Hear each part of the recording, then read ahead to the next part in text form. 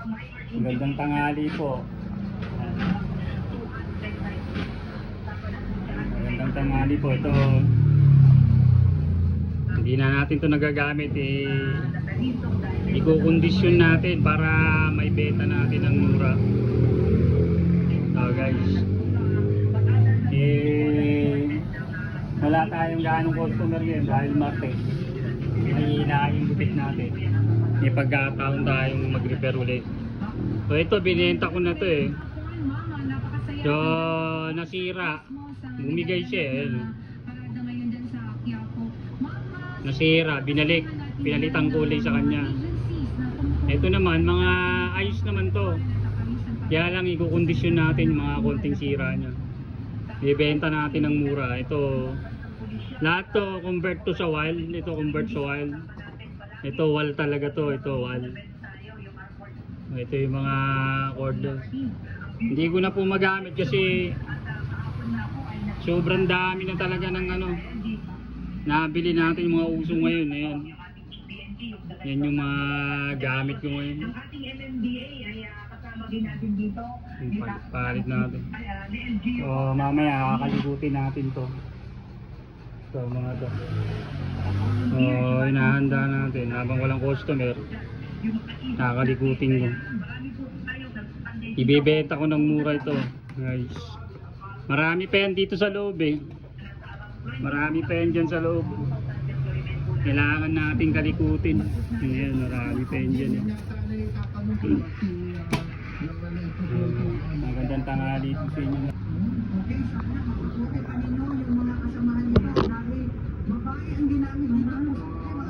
Ito, unahin natin to. Anyway, congratulations and maraming salamat sa ninyo sa bus operations ninyo. Baka may panawagan ka dyan sa inyo nasasakupan. Lieutenant Colonel Alarcon.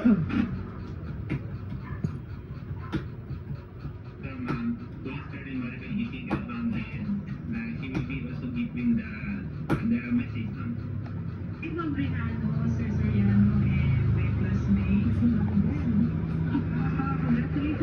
Congratulations!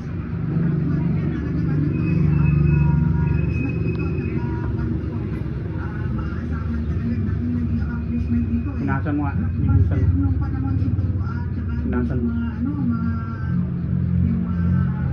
siya yung nakakumpista nung panahon na doon sa mga improvise ng mga barel, yung machine na paggawa ng mga danaan. Magilas na magilas man. Ayun. Baka sana din naman babae yung yung city director. Ganun na rin ang ginagawa po nila.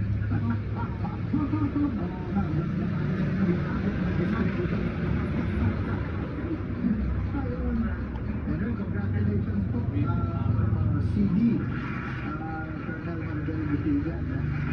I think bago lang siya. Yes po, last year po. Ayun. Congratulations. Congratulations, Colonel Maribel Bitigan, ang City Director ng Mandaue CPO at of course sa Chief ng City Drug Enforcement Unit ng Mandaue City Police Office na 47 Police Lieutenant Colonel Wilfred nakasalo pa rin sila ng 3 weeks. Ayun, just imagine this is very highly organized and Bro. organized. So,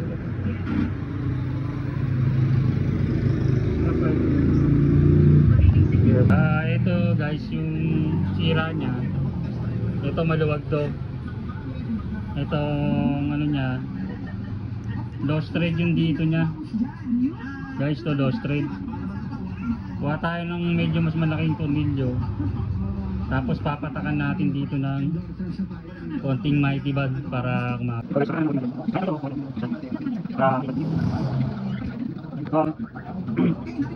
Ito yung kabitan niya.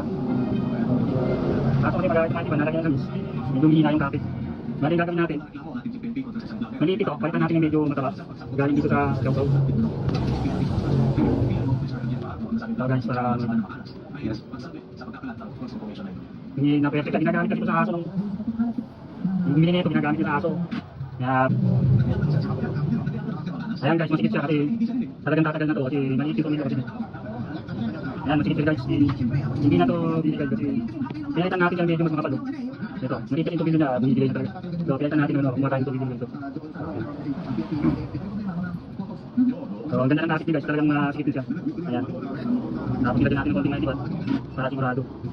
Ayan, napaka-higpit guys, talagang hindi na siya bibigay. So, hindi ko naman kasi, hindi ko naman nakapwesa to eh. Pwede naman siya ito, nakakapit ko siya ng konti. Yung pwesa niya kasi nandito lang kasi nakapush dito eh.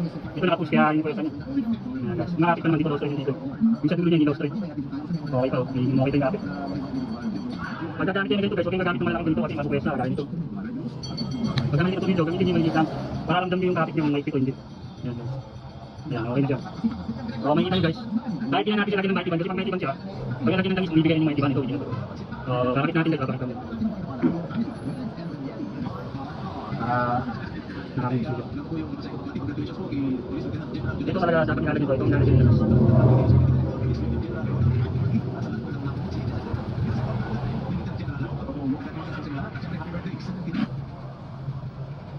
Kapit mo na natin bakal. So, ito yung bakal.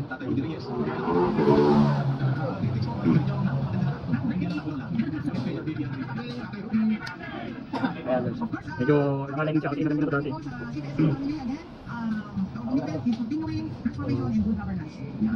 Yes, happy birthday po sa aking mga kasamahan sa TNT Direct. Hindi po, sige po kayo. Captain Jeff from the National Division Head of Police Captain Don Alina. Tama-tama, may gusto na tayo. Happy birthday. Tapos na namin.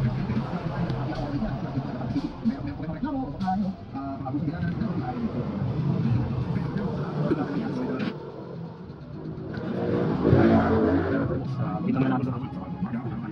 Sapagkat aming nakita ang kanyang bituin sa silanganan. Eto guys, tapos na natin. Makikita nyo, bago na yung tornilyo nyo. Ayan.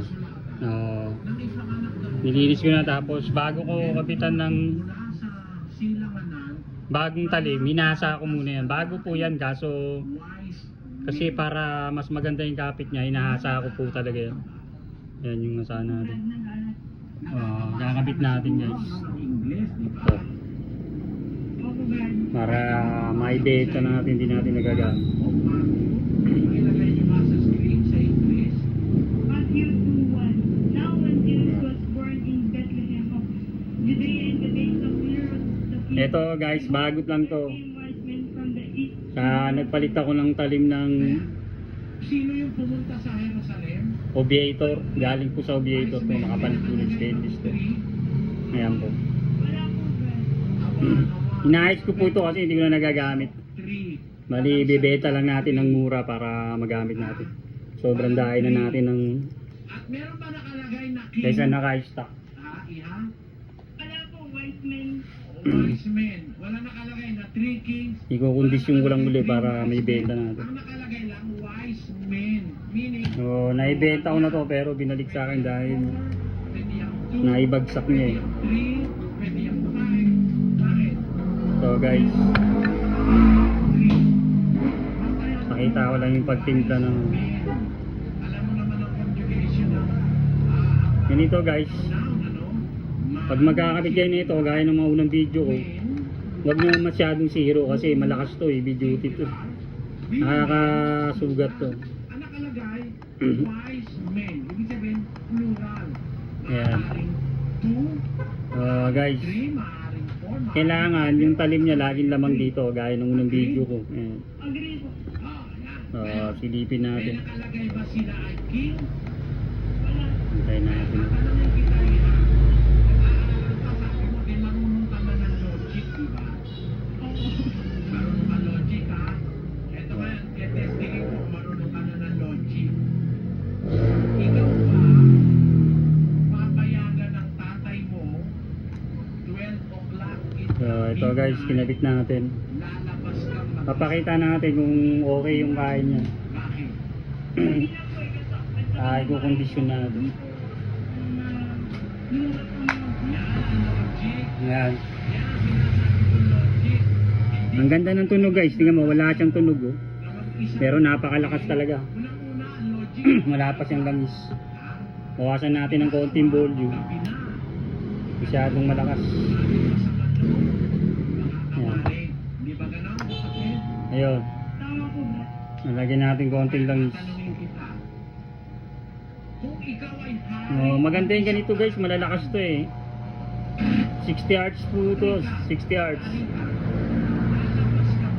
Napakalakas niya talaga, sobra.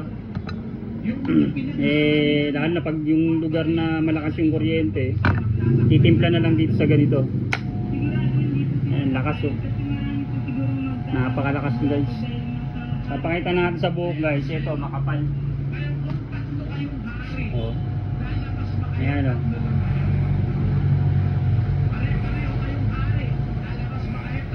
Okay, bababa natin. Ayan. tatamid kayo ng mga bundok, mga disyerto, lalakbay ba kayo ng tatatlo lang kayo, pareho kayong hari? Hindi rin. Pag nakataas, ayan. Kapatid, nakikita mo ba yung Oo. bilin? Di ba ang nasa bilin? Okay guys, bibenta ko to ng ano, mura lang kung sino matipuan nito. Bago yung talim nito. San Jose, Kondisyon, walang tunog. Ayan, wala po siyang tunog. nakaupo. So, medyo kalumaan nito. Ang tagal ko nagamit to eh. Nakikita mo yun? Sobrang dahi ko na kasi talagang clipper. Ayan. Ngayon ganito.